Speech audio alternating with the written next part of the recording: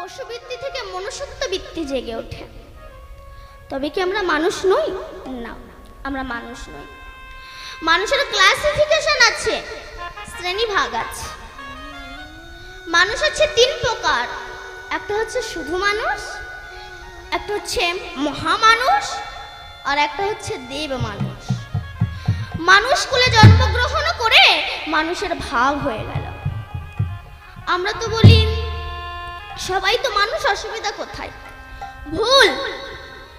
যেমন সব জলে জল নয়, গঙ্গার জল, সাগরের জল, নদীর জল, পুকুরের জল, পাতকুয়ার জল, নর্দমার জল, পায়খানার প্যানের জল, কোনো জলে পূজা হয়, আবার কোনো জলে পূজা হয় না। কোনো জলে পূজা হয়, আবার কোনো জলে পূজা হয় না। আচ্ছা, সাগরে তো অনেক জল থাকে, ওই জল খেলে কি পিপাসা মেটে? একটু কলের জল খেলে পিপাসা মিটে যায়। তেমনি জগতে অনেক ধনী ব্যক্তি আছে, আমি সবার কথা বলছি না, প্রায় জন দেখবে জগতে অনেক ধনী ব্যক্তি আছে, তাদের সঙ্গে মিশে আত্মার তৃপ্তি হয় না। অনেক গরিব লোকের সঙ্গে মিশে এই আত্মাটা তৃপ্তি হয়ে যায়। এই জন্য তো বলছি কোনো জলে পোকা হয়, কোনো জলে পোকা হয় না। তেমনি কোনো মানুষের সঙ্গে মিশলে অহংকারের পোকা তৈরি হয়, আবার কোনো মানুষের সঙ্গে মিশলে অহংকারের পোকা মরে যায়।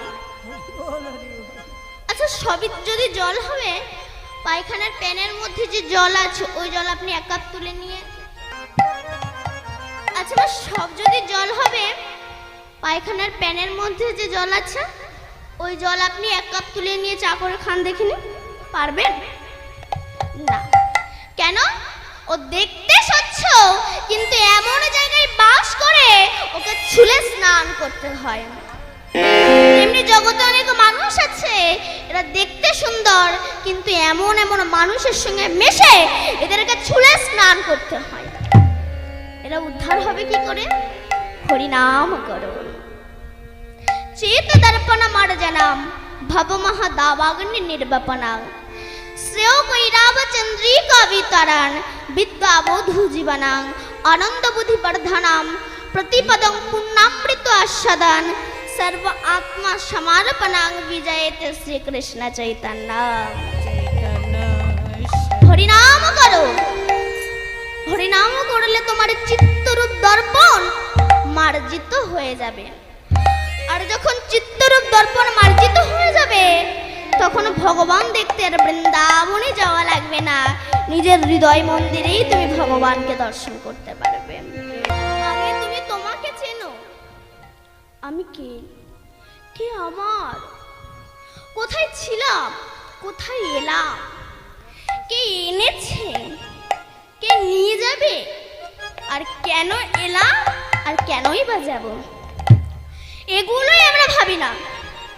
সৎসঙ্গ কুসঙ্গ করতে করতে আমাদের সৎসঙ্গই করা হলো না, আর ভবিষ্যতের চিন্তা তো আমাদের করাই হলো না। নিজের হৃদয় মন্দিরে তুমি ভগবানকে দেখতে পারবে যদি গুরু কৃপা হয়। কিন্তু হচ্ছে না কেন? না পশুবৃত্তি মানব জাতি করছে রে পালন, অজ্ঞানতার অহংকারে পরিপূর্ণ মন।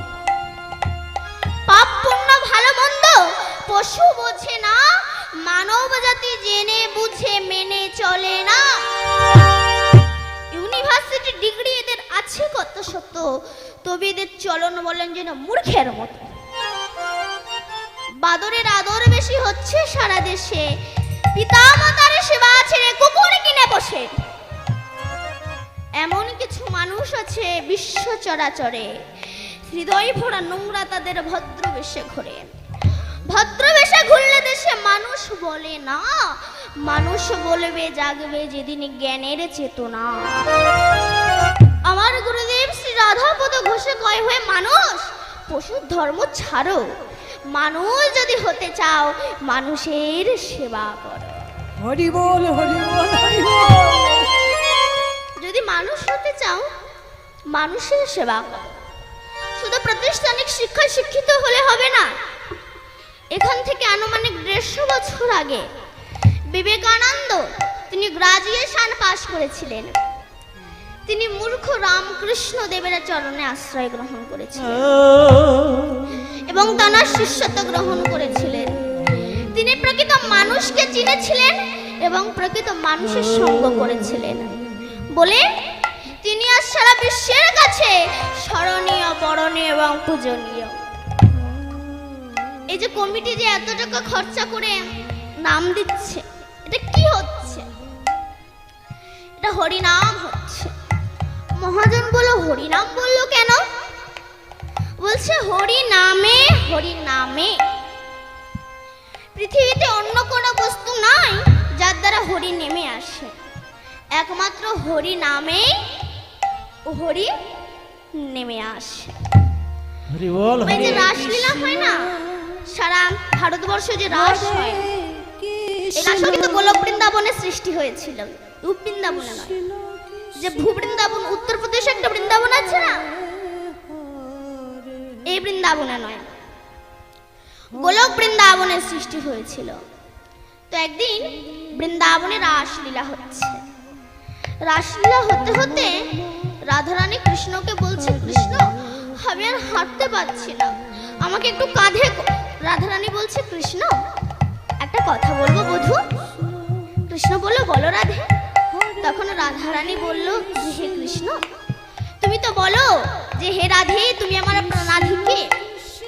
তা কৃষ্ণ, সবাই তো একটা করে কৃষ্ণ পেয়েছে, সমস্ত গোপী সবাই তো একটা করে কৃষ্ণ পেয়েছে, তা আমিও একটা কৃষ্ণ পেয়েছি, কিন্তু আমি একটা কৃষ্ণ বেশি পেলাম না কেন? তখন ভগবান মনে মনে বলছে, তোমার একটু বেশি পাওয়ার ইচ্ছা, বলো রাধে। এই বলে রাধাকে নিয়ে অন্তর্ধ্যান হয়ে গেলেন। ঘোর রজনীতে যাচ্ছে, যেতে যেতে রাধারানী বলছে, কৃষ্ণ আমি আর হাঁটতে পারছি না, আমাকে একটু কাঁধে করে নাও। এটা ভয়। মানুষ যখন বসার জায়গা পায় তখন শোয়ার জায়গা চায়। কারণ আমি তো অনেক জায়গায় ভাগবত পাঠ করতে গিয়েছি, কীর্তন করতে গিয়েছি, আমি দেখেছি আমার ভক্তিমতী মায়েরা সামনে এক হাত করে জায়গা রেখে দেয়। কেন? ঠ্যাঙের ভবিষ্যৎ যা রাধে রাধে ধরে যায়, পাটাকে ছড়িয়ে দেয়, ঠ্যাঙের ভবিষ্যৎ। তাই মানুষ যখন বসার জায়গা পায় তখন শোয়ার জায়গা চায়। ভগবান বলল, এই জন্য আমি ভক্তের কাছে আসতে চাই না। কেন?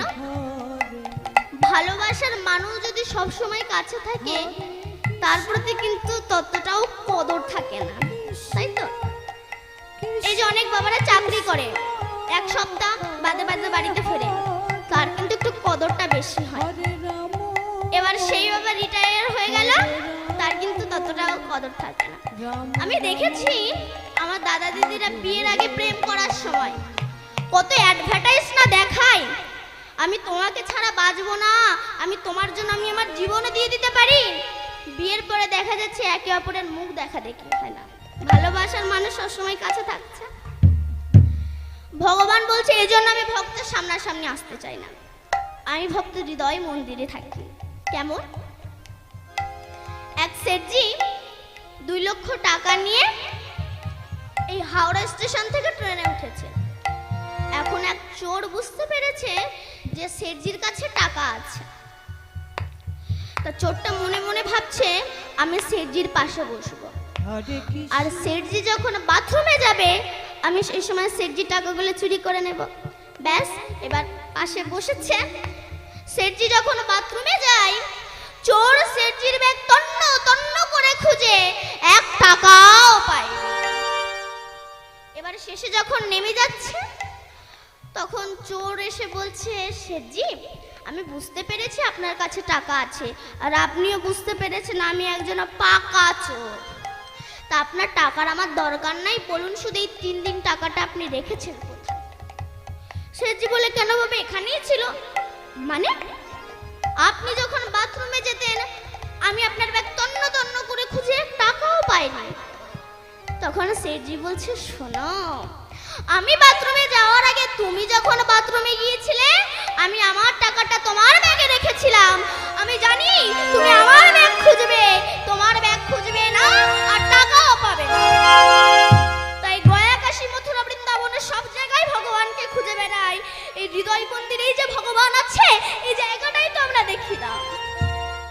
নিতাই গৌর হরিবল হরিবল হরিবল। এই জায়গাটায় আমরা ভগবানকে খুঁজিও না। তাই ভগবান বললেন আমি ভক্ত হৃদয় মন্দিরে থাকি। এই বলে ভগবান অন্তর ধ্যান হয়ে গেলেন, রাধারানীকে রেখে অন্তর ধ্যান হয়ে গেলেন। তখন রাধারানী ব্রজের ধুলাই গড়াগড়ি দিচ্ছে, কাঁদছে। এমন সময় ব্রজাঙ্গনা গণ, ব্রজ সুন্দরী গণ, ব্রজ গোপীগণ এসেছে। রাধে কি হয়েছে তো? বলে আমার কৃষ্ণ হারিয়ে গেছে। চুপ কর রাধে, বাজে কথা বলিস না। কৃষ্ণ কোনোদিন হারায় না, হারিয়ে যায় ভক্ত। কৃষ্ণ হারায়নি, হারিয়েছিস তুই।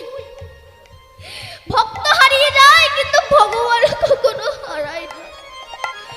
ভক্ত যখন টাকার মালিক হয় সেই সময় ভগবানকে ভুলে যেতে পারে, কিন্তু ভগবান কখনো ভক্তকে ভুলতে পারে না। রাধে রাধে। তা তুই কৃষ্ণকে হারিয়েছিস, তা কি হয়েছে? কৃষ্ণ নাম তো হারায়নি। চল আমরা সেই কৃষ্ণের নাম করে নামকে ডেকে আনতে বাধ্য করব। সেই ঘর রজনীতে ব্রজ গোপীগণ রাধার হাত ধরে নিয়ে গেলেন যমুনা কুলিরিতে। সেখানে গিয়ে পদ্মাসনে বসে নয়ন মুদ্রিত করে কুলকুলণ্ডনী শক্তিকে জাগ্রত করে মণিপুর মূলাধার আগ্রাচক্র সতীশনকে ভেদ করে 21,600 বার শ্বাসকে কন্ট্রোল করে ঊর্ধ্বগামী তার নাম রাধা। সরৈশ্বর্য ছাইট আমি আছি অবস্থান, ঊর্ধ্ব বিন্দু দিয়া তাহে কইল অবস্থান। পুরুষ প্রকৃতি তাহে কইল আধা আধা, বিচারিয়া গর্গ মুনি নাম রাখিলেন রাধা। রাধে রাধে। এই সেই রাধা রানী যিনি নিজেকে ভজনের দ্বারা শূন্যে তুলে নিয়েছেন। শূন্যে তুলে হরে কৃষ্ণ কৃষ্ণ কৃষ্ণ হরে হরে, হরে রাম রাম রাম হরে হরে এই নাম উৎপত্তি করেছে।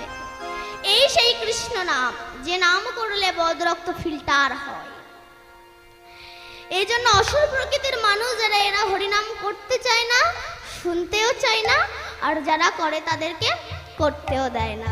রাধে রাধে। কারণ এই হরিনাম করলে বদরক্ত ফিল্টার হয়, যেটা হয়েছিল প্রহ্লাদের বাবা হিরণ্যকশিপুরের।